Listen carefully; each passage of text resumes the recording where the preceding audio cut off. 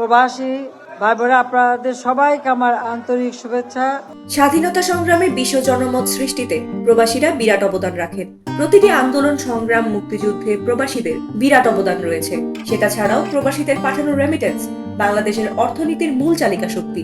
মঙ্গলবার দুপুরে গণভবনে প্রবাসী আওয়ামী লীগ নেতাকর্মীদের সঙ্গে মতবিনিময় সভায় এসব কথা বলেন প্রধানমন্ত্রী শেখ হাসিনা। প্রবাসীদের অবদান রয়েছে। তিনি বলেন, যখন বাংলাদেশে মার্শাল ল জারি হয়, দেশের মানুষ যখন কাজ করতে পারে না, তখন প্রবাসীরা প্রতিবাদ জানান। প্রবাসীরা আন্দোলন সংগ্রাম করেন, জনমত সৃষ্টি করেন। এটা দেশের জন্য বিরাট শক্তি।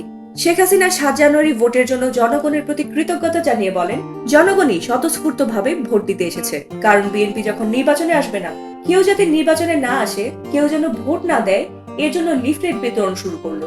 এই লিফলেট বিতরণের পরে ঘটনা উল্টো হয়ে গেল, মানুষজন আরো উৎসাহিত হলো। গণভবনের মাটি আজ ধন্য, আপনারা এসেছেন এখানে। আওয়ামী লীগ সভাপতি বলেন, সেই ক্ষেত্রে একটা সুষ্ঠু নির্বাচন হয়েছে। নির্বাচন স্বচ্ছ, সুষ্ঠু, কোন রকম দুর্ঘটনা যেন না ঘটে, একটা অবাধ নিরপেক্ষ নির্বাচন যাতে হয়, সেই প্রচেষ্টাই ছিল সরকারের।